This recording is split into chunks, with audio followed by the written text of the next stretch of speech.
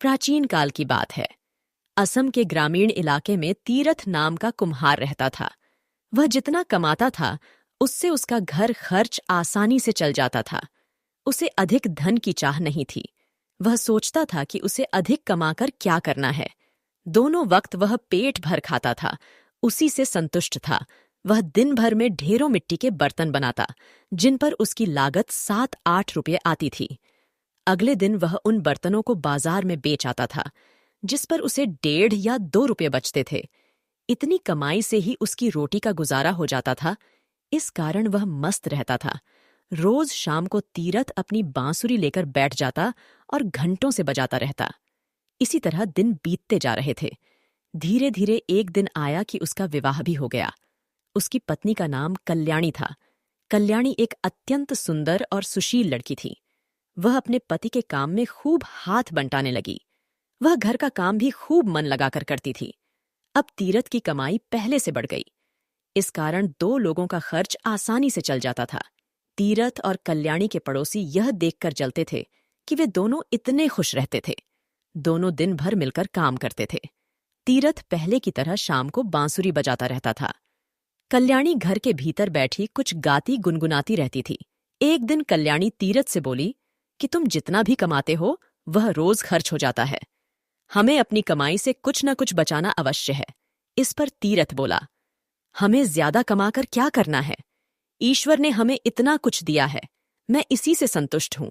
चाहे छोटी ही सही, हमारा अपना घर है। दोनों वक्त हम पेट भरकर खाते हैं और हमें क्या चाहिए? इस पर कल्याणी बोली, मैं जानती हूं कि ईश्वर का दिया हमारे पास सब कुछ है और मैं इसमें खूब खुश भी हूं, परंतु आड़े वक्त के लिए भी हमें कुछ न कुछ बचाकर रखना चाहिए। तीरथ को कल्याणी की बात ठीक लगी और दोनों पहले से अधिक मेहनत करने लगे। कल्याणी सुबह 4 बजे उठकर काम में लग जाती। तीरथ भी रात देर तक काम करता रहता, लेकिन फिर भी दोनों अधिक बचत न कर पाते। अंत में दोनों ने फैसला किया कि इस तरह अपना सुख चैन खोना उचित नहीं है और वे पहले की तरह मस्त रहने लगे। एक दिन तीरथ बर्तन बेचकर बाजार से घर लौट रहा था। शाम ढल चुकी थी। वह थके पैरों खेतों से गुजर रहा था कि अचानक उसकी निगाह एक लाल मखमली थैली पर गई। उसने उसे उठाकर देखा तो उसके आश्चर्य का ठिकाना न रहा। थैली में चांदी के सिक्के भरे थे। तीरथ ने सोचा कि यह थैली जरूर किसी की गिर गई है। जिसकी थैली हो उसी को दे देनी चाहिए। उसने चारों तरफ निगाह दौड़ाई। दूर दूर तक कोई दिखाई नहीं दिया। उसने ईश्वर का दिया इनाम समझकर उस थैली को उठा लिया और घर ले आया। घर आकर तीरथ ने सारा किस्सा कल्याणी को कह सुनाया।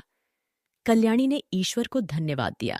तीरथ बोला, तुम कहती थीं कि हमें बुरे समय के लिए कुछ बचाकर रखना चाहिए, सो ईश्वर ने ऐसे आड़े समय के लिए हमें उपहार दिया है, मुझे ऐसा ही लगता है।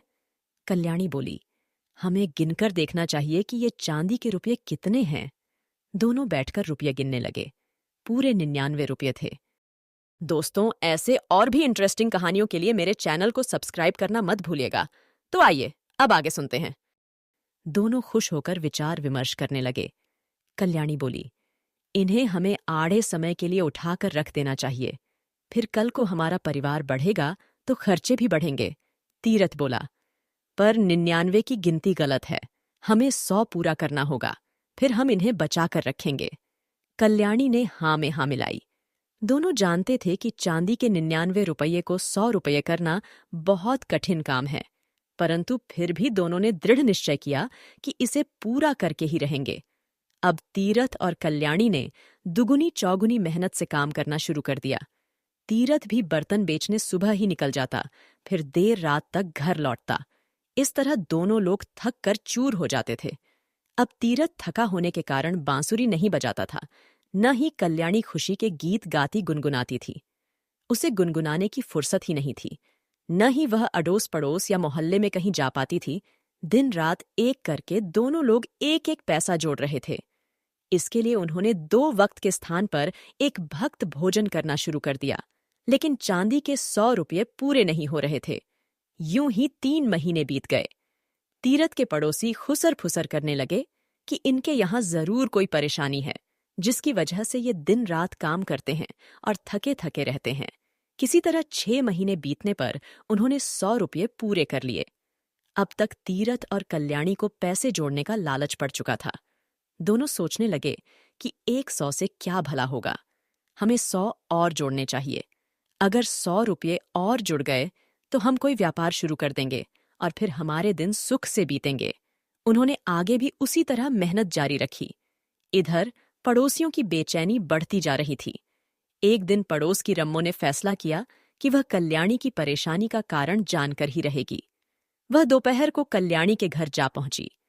कल्याणी बर्तन बनाने में व्यस्त थी। रम्मो ने इधर उधर की बातें करने के पश्चात कल्याणी से पूछ ही लिया, बहन, पहले जो तुम रोज शाम को मधुर गीत गुनगुनाती थीं, आजकल तुम्हारा गीत सुनाई नहीं देता। कल्याणी ने यूं ही कहकर बात टालने की कोशिश की और अपने काम में लगी रही, परंतु रम्मो कब मानने वाली थी। वह बात को घुमाकर बोली, आजकल बहुत थक जाती हो ना, कहो तो मैं तुम्हारी मदद कर दूं। कल्याणी थकी तो थी ही, प्यार भरे शब्द सुनकर पिघल गई और बोली, हाँ बहन, मैं सचमुच बहुत थक जाती हूं, पर क्या करूं, हम बड़ी मुश्किल से 100 पूरे कर पाए हैं। क्या मतलब? रम्मो ने पूछा तो कल्याणी ने पूरा किस्सा कह सुनाया। रम्मो बोली, बहन, तुम दोनों तो गजब के चक्कर में पड़ गए हो। तुम्हें इस चक्कर में पड़ना ही नहीं चाहिए था। यह चक्कर आदमी को कहीं का नहीं छोड़ता। कल्याणी ने आश्चर्य व्यक्त करते हुए कहा, तुम किस चक्कर की बात कर रही हो? मैं कुछ समझी नहीं। अरे बहन, 99 का चक्कर। रम्मो का जवाब था। दोस्तों, यह कहानी यहीं खत्म होती है। और भी बेहतरीन कहानीकारों की इंटरेस्टिंग कहानियों के लिए प्लेलिस्ट पर क्लिक करना और साथ ही लाइक सब्सक्राइब करना मत भूलिएगा। सुनने के लिए धन्यवाद।